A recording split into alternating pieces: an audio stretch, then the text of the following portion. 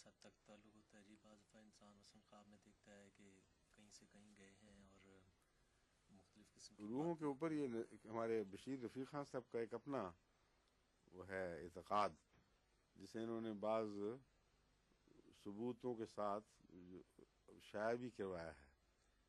ان کے نزدیک روحیں دوبارہ رابطہ کر لیتی ہیں اور اس کی کافی شہادتیں ملتی ہیں. کیوں جی، ہے نا ایسا مضمون؟ ہاں جی، ٹھیک ہے.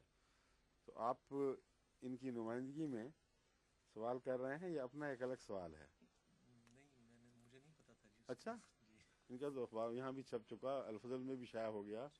کئی لوگ بیچارے ابھی تک روحوں کے سے واسطہ کر انتظار میں بیٹھے ہیں اور کافی اس سلسلے میں سرسراہٹ پائی جاتی ہے.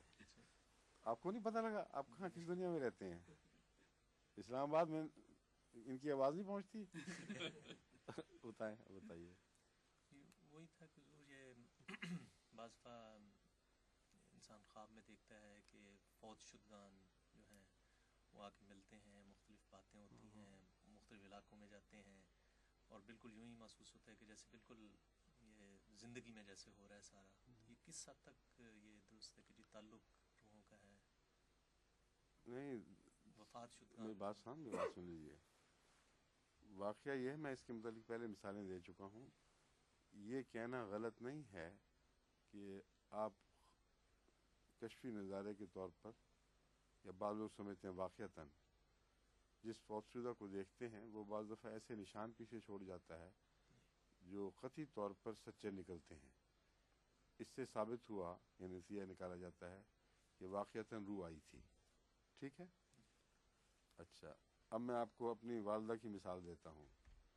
ان کے وصال کے چند دن بعد نہیں، جبکہ حضرت مسلم موعود نے بچوں کی نگہداشت کے لیے انہوں نے حال ہی میں سیدہ میرا پس سے شادی کی.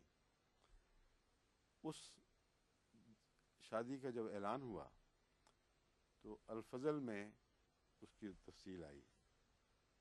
حضرت ممانی جان میر اسماعیل صاحب کی بیگم، حضرت ڈاکٹر میر محمد اسماعیل صاحب رضی اللہ تعالیٰ عنہ کی بیگم، جو حضرت چھوٹی اپا وغیرہ کی والدہ تھیں، وہ اپنے کمرے میں بند الفضل اس طرح رکھ کر غسل خانے میں نہانے کے لیے چلی گئیں. شاید جمعے کا دن تھا یا کیا تھا. تو جب وہ باہر نکلی ہیں، ابھی بال گیلے پھیلے ہوئے تھے اسی طرح، تو انہوں نے میری والدہ کو دیکھا کہ وہ اس الفضل پہ جھکی ہوئی اس کو ورق گردانی کرتے ہوئے ایک جگہ کھول کر پڑھ رہی ہیں. اور انہوں نے جب ان کو دیکھا تو انہوں نے بیان کیا کہ کوئی خوف کسی قسم کا مجھ پر طاری نہیں ہوا، بالکل نارمل کی طرح. حالانکہ میں جانتی تھی کہ فوت ہو چکی ہیں، لیکن جب انہوں نے مڑ کے مجھے دیکھا تو کمرہ چھوڑ کے چلی گئیں. اس وقت ان کو اچانک، جس طرح ایک کنیکشن سے کٹ جاتا ہے بجلی کا، اس طرح وہ اچانک اپنے آپ کو نچلی سطح پر آتی محسوس ہوئی. اور دوڑ کر جا کے اس رسول کو دیکھا تو وہیں کھلا ہوا تھا جہاں یہ خبر جائے ہوئی تھی. اب اس کا نتیجہ یہ انہوں نے واقعہ تو نہیں لکھا غالباً اپنے اس مضمون میں، اگر یہ لکھ دیں تو قطعی نتیجہ یہ نکالیں گے کہ روح آئی ہے دنیا میں دوبارہ. لیکن سوال یہ کہ اگر روح آئی ہے تو اس کا مطلب ہے کہ اب تک وہ ساری روحیں انسانی جسم میں قید ہیں اور ویسے ہی کپڑے پہنتی ہیں اور اسی طرح پھرتی ہیں، ایک 3 ڈائمینشنل وجود کے طور پر، کسی اور ڈائمینشن کی چیز نہیں ہے. اور قرآن کریم اس کو جھٹلا رہا ہے قطعی طور پر. اور پھر حضرت صلی اللہ علیہ وسلم کو لوگ دیکھتے ہیں تو بعض الگ الگ شکلیں بیان کرتے ہیں، حالانکہ رسول اللہ علیہ وسلم کی ایک شکل تھی. اور جو دوسرے تجارب ہوئے ہیں اس سے یہ نتیجہ نکالنا کہ روح واپس آئی تھی، یہ غلط ہے. ورنہ روح کے تصور کے ساتھ ایسے ایسے عجیب تصور باندھے جائیں گے جو حقیقت کے خلاف ہیں اور قطعی ثابت شدہ قرآن کریم کے بیانات کے خلاف ہیں. یہی بالکل وہ واقعہ ہے حضرت جبرائیل علیہ السلام کا نظر آنا. حضرت جبرائیل کو حضرت عیسیٰ علیہ السلام کبوتر کی شکل میں دیکھتے ہیں. حضرت صلی اللہ علیہ وسلم ایک موقع پر ایک ایسی تجلی کی صورت میں دیکھتے ہیں جس نے افق بھر دیا تھا، افق تو افق، اور بہت بڑے وجود کے طور پر، ایک ایسے وجود کے طور پر دیکھتے ہیں جو آتا ہے ان کو بھینچ لیتا ہے، اقرا بسم ربک الذی خلق کہتے ہوئے، اور پھر بار بار بھیجتا ہے۔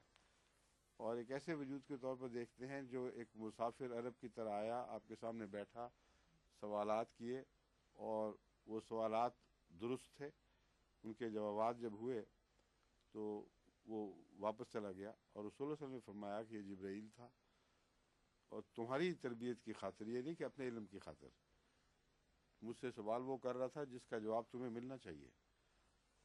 اور صحابہ پہلے تو حیران تھے کہ آیا کہاں سے ہے، اس ریگستان میں اچانک واقعہ ہو گیا، اور پھر وہ دوڑے دیکھنے کے لیے، تو اس کا کوئی نشان کہیں نہیں تھا، کسی کے گھر ٹھہرا نہیں، اس لیے ثابت ہوا کہ وہ کوئی انسان نہیں تھا، کوئی اور چیز تھی۔ اور اس کے کپڑوں پر کہتے ہیں نہ مٹی لگی ہوئی تھی، نہ تھکاوٹ کے چہرے پہ آثار تھے، نہ کوئی نشان سفر کا تھا۔